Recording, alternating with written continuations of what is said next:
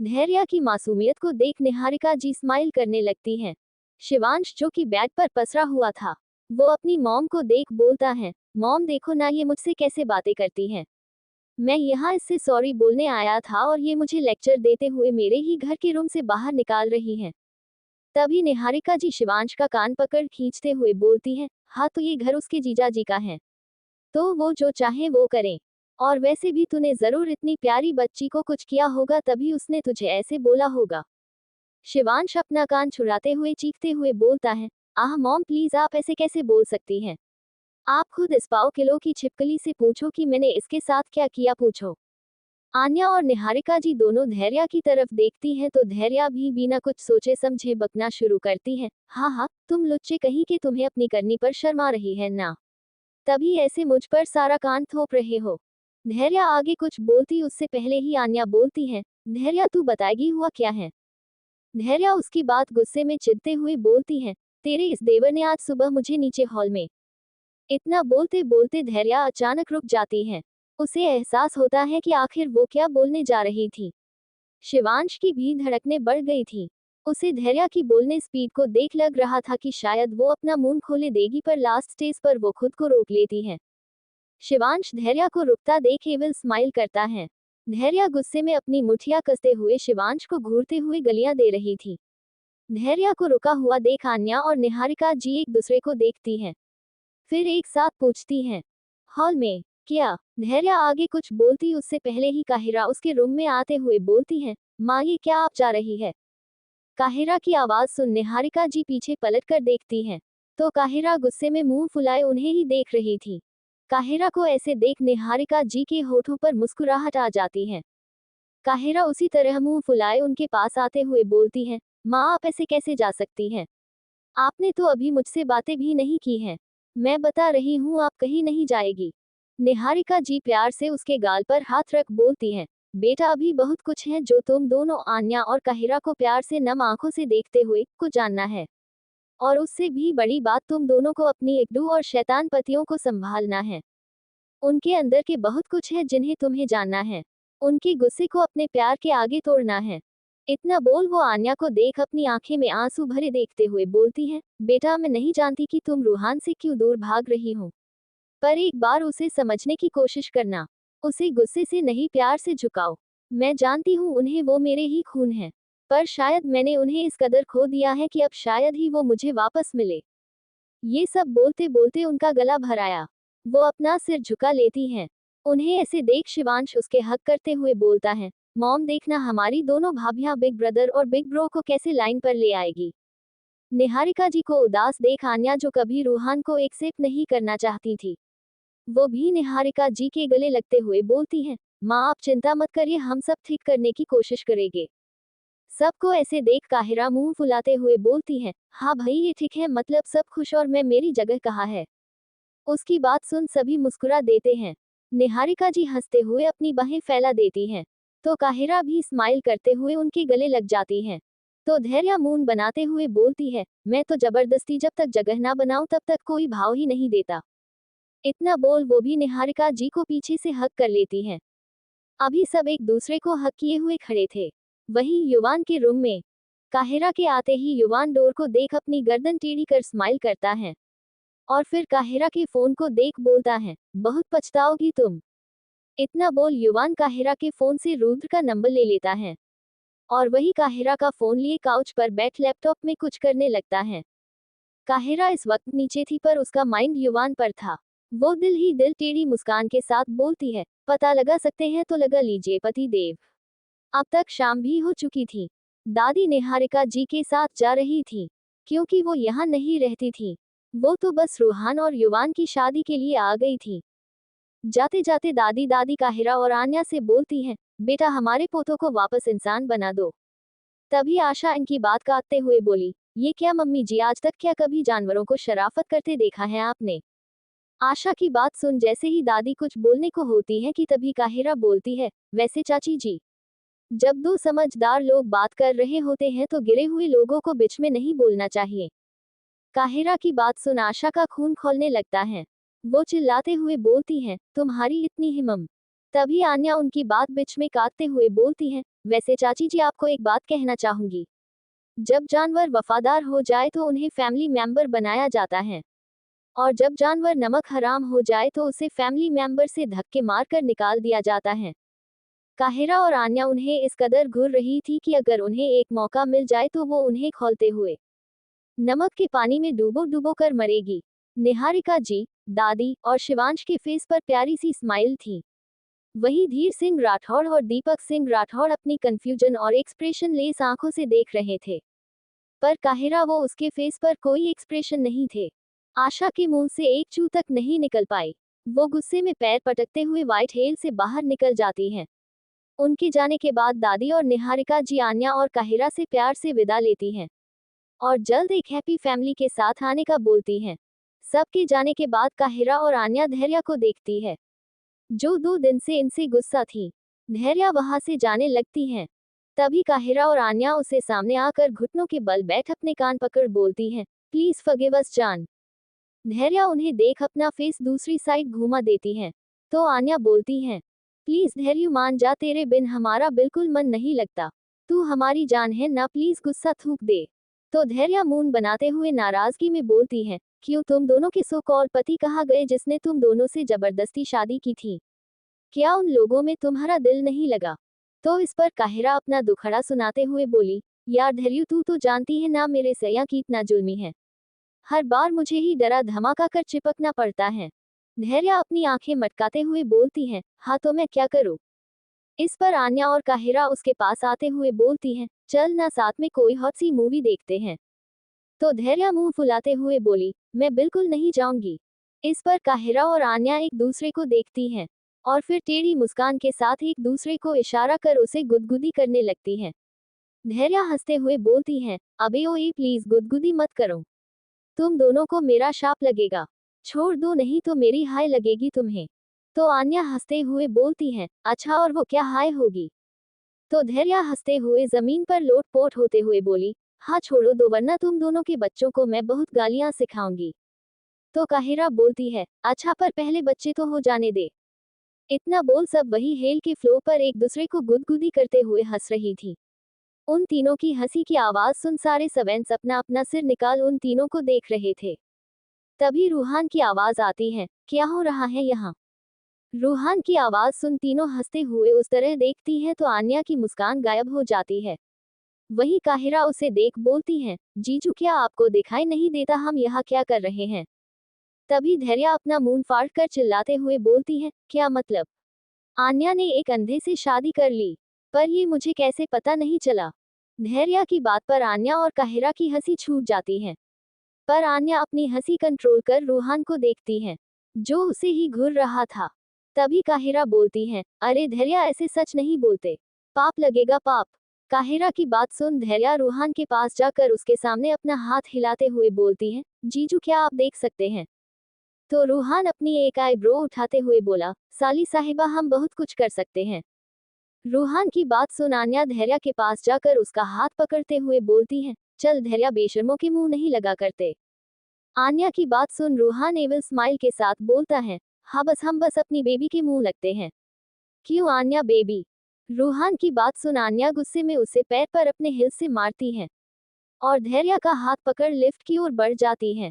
रूहान दर्द से अपनी आंखें भींच लेता है और बोलता है, बेबी ये तुम्हें महंगा पड़ेगा। पर तब तक आन्या जा चुकी थी। काहिरा रूहान के पास आते हुए बोलती है, उफ जीजा जी लगता है अब आपकी उल्टी गिनती शुरू होने वाली है। बचकर शेरनी मिली है। इतना बोल काहिरा उसे आंख मार देती है और धैर्य के रूम की ओर बढ़ जाती है। रूहान उसे जाता देख बोलता है, ये मुझे धमकी देकर गई है या बता कर गई है? बट चाहे जो भी हो आई लव माई शेरनी। और फिर वहां से वापस अपने स्टडी रूम में चला जाता है। डिनर के वक्त सब होते हैं पर युवान और रूहान नहीं। शिवांश ने पहले ही आन्या और काहिरा को बता दिया था कि वो लोग जल्दी नीचे नहीं आते और आज तो दोनों ऑफिस नहीं गए तो वो हरगिज अपने काम को पूरा किए बिना कुछ करेंगे। काहिरा ने कुछ सोचते हुए रूहान और युवान का डिनर उनके पास ही भेज दिया। डिनर कर सब अपने अपने रूम में जाते हैं। धैर्य आज खुश थी क्योंकि कितने दिनों बाद इसने आन्या और काहिरा के साथ टाइम स्पेंड किया है। शिवांश आज फिर चुपके से अपनी किसी नई बेबी के साथ पार्टी करने निकल गया था। काहिरा रूम में आते ही युवान के पास जाती है जो अब तक लैपटॉप में घुसा हुआ था। काहिरा उसका लैपटॉप छीनकर बंद करते हुए साइड में काउच पर फेंक देती है और अपने सीने पर हाथ बांधकर हल्के गुस्से में बोलती है, पति देव, आपको रात में भी चैन है या नहीं? या आप एक दूध पीते बच्चे हो जिसकी केयर अब मुझे करनी पड़ेगी? और वैसे भी आप चाहे जो कर ले, आपको मेरे बारे में तब तक कुछ पता नहीं चलने वाला जब तक मैं ना चाहूं। इतना बोल काहिरा अपना फोन उठाकर 2 कदम पीछे हटती है तो वो कॉफी टेबल से जा टकराती है और जैसे ही गिरने को होती है, युवान उसका हाथ पकड़ अपनी तरफ खींच लेता है।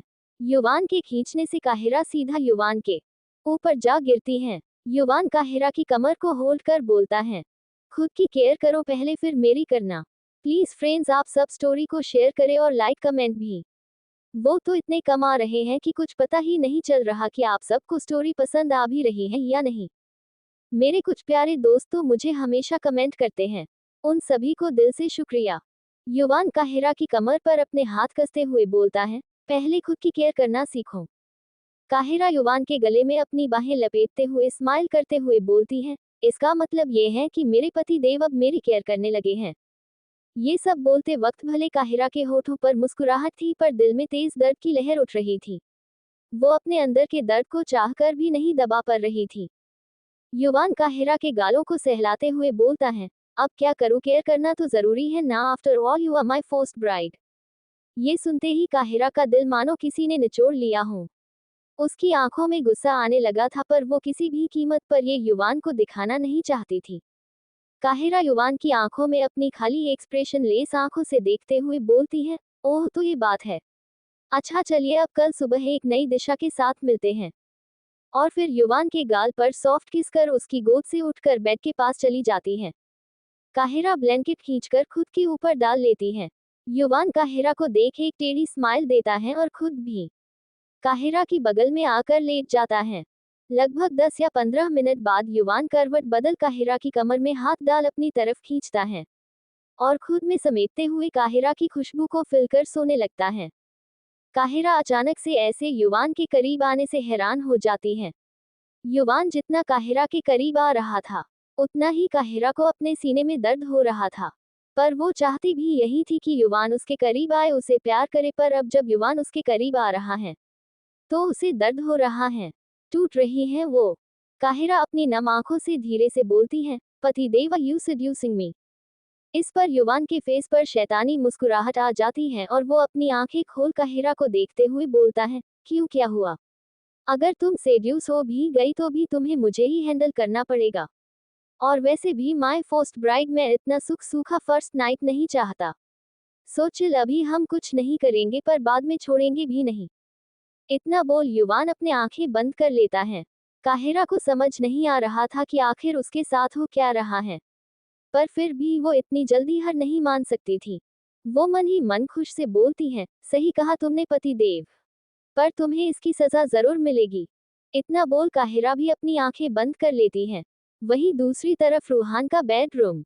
आज खुद आन्या ने रूहान को अपने साथ वो सब करने के लिए उकसाया या था।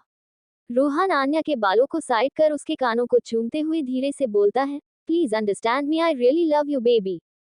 इतना बोल रूहान आन्या को बेड पर लेटा देता है और उसके ऊपर आते हुए उसके ईयरबड्स को बाइट कर लिक करता है, जिससे आन्या की सिसकियां निकल जाती हैं। वो अपनी आंखें बंद कर रूहान को फिल करती है। रूहान की गर्मी आन्या को बहका रही थी। आन्या आहें भरते हुए बोलती है, प्लीज डोंट बाइट।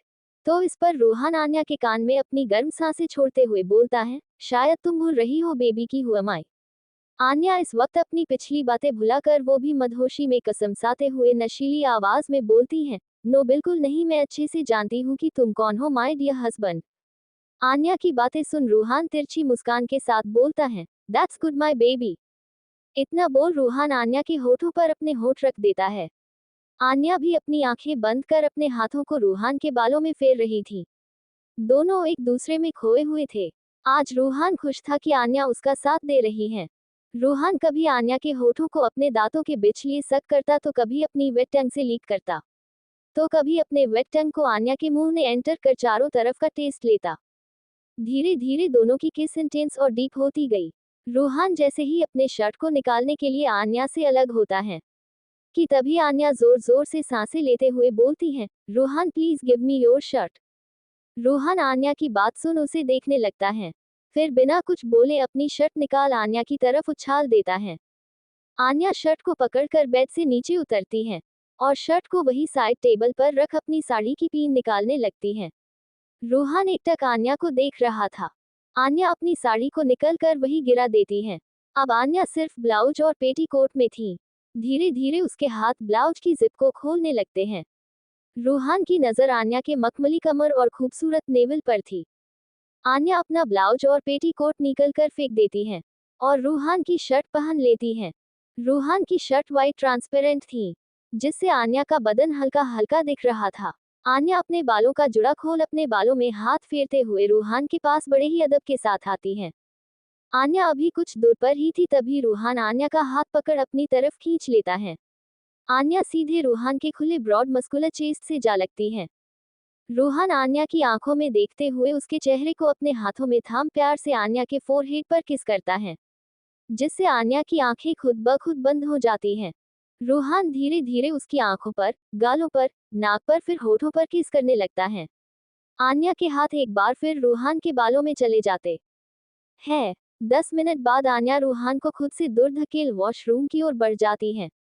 वो पीछे उल्टे कदमों से चलते हुए रोहन को अपनी तरफ आने का इशारा कर रही थी।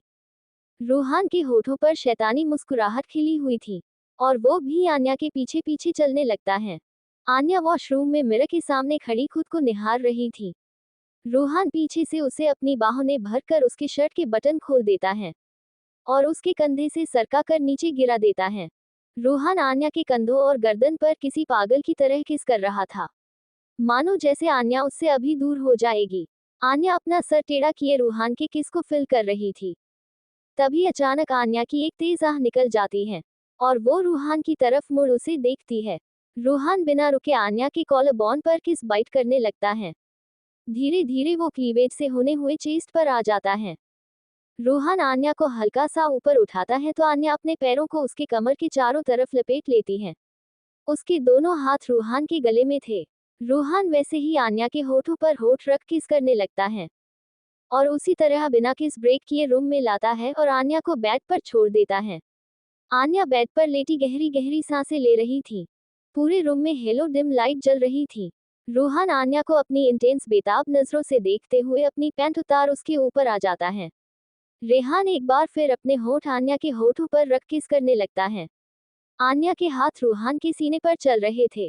रोहन आन्या के पूरे शरीर पर किस करता है और फिर आन्या के बचे हुए कपड़ों को भी उसके बदन से अलग कर फेंक देता है। रोहन ब्लैंकेट से खुद को और आन्या को कवर कर आन्या के अमर्ज चेस्ट पर किस करने लगता है। आन्या की आहें चारों तरफ गूंज रही थी। वो गहरी गहरी सांसें लेते हुए रोहन के बालों में हाथ फेर रही थी। रेहान आन्या के बेली और नेवेल पर जाकर किस करने लगता है। तभी अचानक रोहन आन्या के नेवेल पर बाइट एक देता है। आन्या गहरी सांस लेते हुए बोलती है, रोहन। रोहन ऊपर आता है और आन्या की बंद पलकों को देखते हुए उसके हाथों को अपने मजबूत हाथों में उलझाते हुए बेड पर प्रेस कर देता है। रोहन आन्या के होठों पर अपने होठ रख किस करने लगता है और आन्या के साथ इंटीमेट होने लगता है। वो पूरे पैशन के साथ आन्या के साथ इंटीमेट हो रहा था। आन्या भी उसका पूरा साथ दे रही थी। करीब 1 घंटे बाद रोहन आन्या के कानों में फुसफुसाते हुए बोलता है, it's just the beginning baby. वही युवान का बेडरूम। काहिरा युवान की बाहों में सोई हुई थी।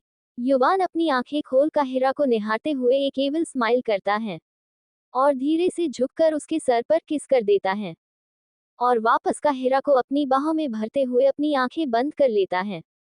अगली सुबह युवान की नींद उसके फोन की रिंग से खुलती है। युवान जैसे ही अपनी आंख खोलता है, उसकी नजर काहिरा के खूबसूरत ग्लोइंग फेस पर पड़ती है। काहिरा के फेस पर कोई भाव नहीं थे, जिसे देख युवान के चेहरे पर एक बार फिर तिखी मुस्कान आ जाती है। युवान अपना फोन देखता है, जो अब तक कॉल कट हो चुकी थी। तभी युवान की नजर टाइम पर जाती है, जो युवान सिंह राठौड़ 5 बजे उठ जाया करता था। आज उसे उठने में 7 बज गए। टाइम देख युवान घुरकर काहिरा को देखता है और फिर अपना फोन उठाकर बालकनी की ओर बढ़ जाता है। युवान शान को कॉल बैक करता है। कॉल रिसीव होते ही शान हड़बड़ी में कुछ बोलता है, जिसे सुन युवान की भौहें तन जाती हैं। उसकी मुठियां आपस में कस जाती हैं। वो जल्दी से वॉशरूम की ओर बढ़ता है। वॉशरूम का डोर क्लोज होते ही काहिरा अपनी आंखें खोल सीलिंग को देख एविल स्माइल के साथ बोलती है, आ रही हूँ पति देव। वहीं रूहान के रूम में रूहान आन्या को बाहों में भरे निहार रहा था और उसके गालों को अपनी उंगलियों से सुलझाते हुए खेल रहा था। तभी उसके फोन पर किसी का कॉल आता है। रूहान कॉल पिक कर अपने कानों के पास लगाकर सिर्फ उधर से कही गई बातें सुन रहा था। रूहान कॉल कटकर एक आन्या को देख उसके फहद पर किस करते हुए एविल स्माइल के साथ बोलता है, चलो अब तुम भी मेरी और मेरा काम भी मेरा, दोनों मेरे पास आ गए। इतना बोल रूहान उठकर अपने कपड़े पहनता है और वहां से वॉशरूम की ओर बढ़ जाता है। रूहान के जाते ही आन्या अपनी आंखें खोल रूहान को जाता हुआ देखती है। उसकी आंखों से आंसू की एक बूंद गिर जाती है। वहीं युवान रेडी होकर बिना ब्रेकफास्ट के ऑफिस के लिए निकल जाता है। काहिरा भी जल्दी से रेडी होती है और अपने फोन पर किसी को कॉल कर कुछ इंस्ट्रक्शन देती है और फिर खुद भी ब्रेकफास्ट कर व्हाइट हेल से निकल जाती है। रोहन आन्या के साथ ऑफिस के लिए निकल चुका था। आज आन्या के फेस पर मायूसी थी, जैसे वो हार चुकी हो, और रूहान के फेस पर खुशी थी। काहिरा के चेहरे से तो जैसे जीत जा ही नहीं रही थी, जो कल रात तक खामोश हो चुकी थी, आज वापस से वही काहिरा बनकर वापस निकल गई थी। धैर्या भी कॉलेज के लिए जा चुकी थी, इस बात से अनजान कि वो फिर किसी से टकराने वाली है। युवान अपने ऑफिस में सबका मौत का देवता बना हुआ था। हर एक शख्स उससे डरा हुआ था। युवान की आंखें आग उगल रही थी। तभी अचानक उसके ऑफिस डिपार्टमेंट के सारे एम्प्लॉयज के फोन कॉल रिंग करने लगते हैं। सब हड़बड़ी में कॉल रिसीव करते हैं, तो उनके होश उड़ जाते हैं। युवान इस वक्त मीटिंग हॉल में सबकी सांसें रोक बैठा था। एत्साया Gupta, dear I am sorry but जैसे मैंने सोचा है मैं स्टोरी को वैसा ही ले जा रही हूँ। एंड आप रीडर्स है तो मैं जानती हूँ आपसे बेहतर मुझे कोई नहीं बता सकता, पर मैं हर चैप्टर में कोई ना कोई सस्पेंस छोड़ती हूँ। बट आज तक मुझे किसी ने ये नहीं पूछा कि ऐसा क्यों हो रहा है या आगे क्या हो सकता है। और मुझे एक मेरी प्यारी रीडर ने पिछले चैप्टर में बोला था कि मैं आन्या के साथ ऐसा ना करूँ, हमेशा गर्ल्स को ही ऐसे पेन मिलते हैं। तो बेबी हमारी सोसाइटी में ऐसा सच में है, इसलिए मैं दिखाना चाहती हूँ कि सबकी लाइफ एक जैसी नहीं होती और आन्या कोई बेचारी अबला नारी नहीं है। तो आप सब स्टोरी के साथ बने रहिए एंड देखिए आगे क्या होता है।